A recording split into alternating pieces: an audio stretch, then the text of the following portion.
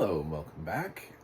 It's basically the last film I'm going to be able to squeeze in before the Oscars and also get it posted before the Oscars of my Oscar rewatches. Would have loved to watch more films, but some of these films are long. Um, so, yeah, I sat down to watch Guillermo Del Toro's Pinocchio again. Interestingly enough, I wasn't paying attention, and I started to watch Guillermo del Toro, and I was like, "Did they put this in front of the movie?" I didn't realize there was like another short, like the magic of Guillermo del Toro's. I don't know, something that Netflix has, but I started to watch this, and I was like, "Wow, this is weird. Did they put this in front of the movie?" And then I was like, "This can't be in front of the movie. This is really long." So that also has audio description on Netflix. So go Netflix. Basically, it's like a special feature. Like if you had a DVD, that's the kind of thing that you would have included on a DVD. And I think most of things of that ilk would not have had audio description. For those who are new, I'm a blind film critic, so I review things with audio description, which is why I started talking about it immediately. So yeah, that means I can't see the stop motion animation of Guillermo del Toro's Pinocchio, but I still think the story's great. I was actually talking about this with somebody and explaining why I thought, in terms of remakes, a lot of times we never ask ourselves, why are we remaking this? Does it need to be remade? Should we be doing this? What are we bringing to the project that's different than what other people have brought to the project? And for me, Guillermo del Toro answered that question, but he answered it in a way that didn't, because also with things when you have a source material, you don't want to differ too far away from it. There's that whole the book is better than the movie argument. So you don't want to just completely throw out the book either and not understand what made the book special. But I think in this weird way, Del Toro found a way to make this version of Pinocchio feel completely unique while understanding what Carlo Collodi was trying to do with Pinocchio. And I think because the story is a little bit older than some of the newer books, like something like Where the Crawdads Sing, it's something a little bit easier where you can play around with it a little bit more instead of necessarily needing to be slightly more faithful to the actual script. So the team of Where the Crawdads Sing should have been a little bit closer to the book, because people had just read the book. It's a much more current thing. But by this time, when you get to things that were written over 100 years ago, it's like, well, they've been adapted so many times that if you don't do something different with it, a little bit, at least a little bit, what's the point? And Guillermo del Toro does. He introduces us to Carlo, which is a game changer for Pinocchio. By having us actually see Carlo and see that relationship, and even on the second viewing, it's still it's a beautiful sequence. It reminds me so much of the first, 5 minutes of Up, however long that segment lasts.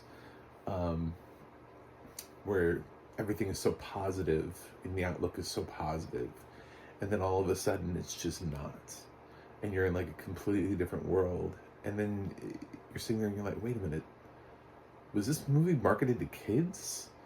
And then you start picking up on all the adult themes, and you're sitting there as an adult and you're like, I feel so much from this movie. But meanwhile, there's stuff there for the kids to like too, and then they like the shiny things, even if the other stuff is like flying over their heads. They like the fun stuff, and there's certainly still enough imaginative stuff, because one thing is certain about Del Toro is that he's creative. He lets his imagination spill out into everything that he does. So, and I think that benefits here. I think we've been waiting a long time for him to really tackle this medium, and I think stop motion is something that really, I'm certain, because I used to be able to see, I can imagine what a stop motion Guillermo del Toro piece looks like. I'm sure it absolutely looks astoundingly beautiful. I can't imagine he would have anything less. Uh, I go back to Del Toro's earliest work when he started sort of pouring into Hollywood, and he had directed some things, and Hollywood had gotten note of him, and they hired him to start sort of directing, I guess you'd call it mainstream stuff. And he was hired to direct Blade 2. And it's just like, if you watch Blade 2 versus the rest of the Blades, it's the best of the Blade trilogy. And at the time, I didn't even really understand why. I didn't really understand who this Guillermo Del Toro person was. But the further distance you get away from that film, you go back to it and you're like, oh, well, that makes sense now that now that I really understand who this guy is. I totally understand why that film is so good. And it's like we didn't quite know what he was capable of back then, and now he's one of the most revered directors. And it's because of choices that he makes, very intentional choices, like incorporating Pinocchio actually into World War II and having Mussolini there, El Duce, and he comes up with, and the music was actually, the second time around, when I heard it, I actually kind of found some of the songs to be a little bit more catchy. And I was like, oh, this is a nice song. It's almost like I needed to hear it a second time to just really appreciate. I'm still not sure how Ciao Papa became the biggest of the songs in the thing. I think there's a couple of songs in there that are really good, but it's weird how sometimes the one song ends up becoming like the thing that they pull out of a movie. Like when I saw Spirited, I loved Unredeemable, and then everybody was like, Good Afternoon, and I was like, well, I guess that's like my second favorite song. But so until the pack rallies, if you see the movie like right up front before everybody tells you what song you're supposed to like, it's kind of interesting to pick the one that you actually do like the most and see whether or not it's the one that everybody will end up liking. But Del Toro struggles a lot with the mortality of Pinocchio and how he keeps dying and then coming back to life and dying and come back to life and dying and come back to life because he can't really die because he's not actually alive. And so playing with that throughout the whole film is also, I think, really helps shape Pinocchio. And I think Pinocchio has real character growth here. Walt Disney's Pinocchio will always be a classic for its own very specific reasons. Just that When You Wish Upon a Star makes it a classic. The fact that we'll always be able to point to it as being, hey, where did that song come from? Well, let me show you.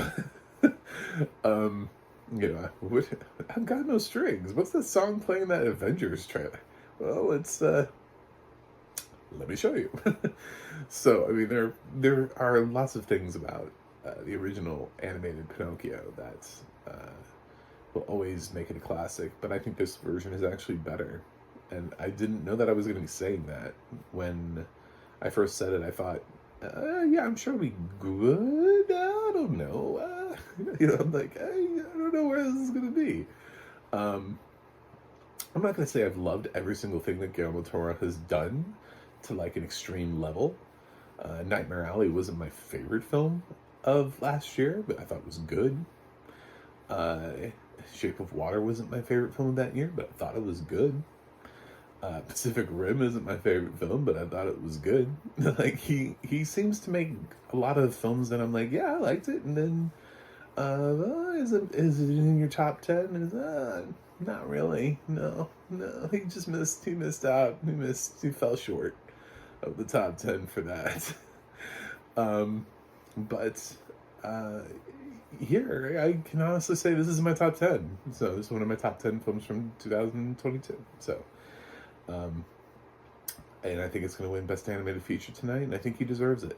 So, anyway, I gave it an A the first time around, and the second time around, I'm still giving it an A. I think it's a great film. I think it holds up, and I was really happy to watch it again.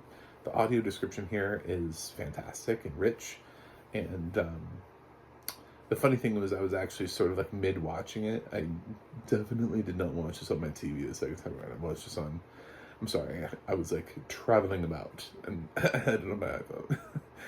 And I was with some people who I started talking about what I do and how I do reviews. And I was talking about audio description. They had no idea what it was. So I just kind of pulled up Guillermo Del Toro's Pinocchio, which I was like about like halfway through my second viewing. I just started playing some of it, and so they could hear how the audio description was interwoven throughout the film, and they were really impressed. They were like, "Oh, so that's how you watch movies?" And I was like, "Yeah, but and and you hold the screen back from them so that they can't see it. And it's like, do you feel like like you understand, like you can follow this movie?" And they were like, "Yeah, yeah, I feel like that's cool. It jumps in there and it lets you know and it tells you what's going on." And I'm like, yeah, I've literally spoken to sighted people that uh, that turn on audio description and they go for a jog and they listen to like episodes of TV shows instead of like podcasts or audiobooks or music or whatever. They catch up on, I don't know, Abbott Elementary or whatever while they're jogging. So, um, for that very reason, because you don't have to. And I know people who turn it on so they can multitask, so they can watch something in the background and not necessarily have to pay a ton of attention to it because they don't have to look at the screen because the audio description is telling them what's going on. I know sighted people who use it for all sorts of reasons, which is why I don't understand why the industry is so reticent to make a blanket statement and say we support audio description, we're going to put it on everything. I think if more sighted people knew what it was, I think a lot of people would choose it. So that's what I'm here to do. Join me on my journey because I really want to keep furthering audio description. And I need more subscribers because everybody cares about your social media reach. So if you haven't subscribed, please subscribe. I also have a website, macmovieguy.com. You can follow me on Twitter or Instagram at MaxTheMovieGuy. You can go to the Audio Description Project, adp.acb.org. It'll let you know what has audio description, where you can watch it. And you can go to the ADNA.org. That's the ADNA.org. And it will let you know who is narrating your favorite films and television series. That's it for me today. You're going to get an onslaught of reviews from me today, finishing up my thing, and just a lot of things on my YouTube channel. Check them all out. And I might even go live for the Oscars tonight. My channel's going to go nuts. It's just been popping off. So, yeah. I will review something else for you guys and see you on the other side.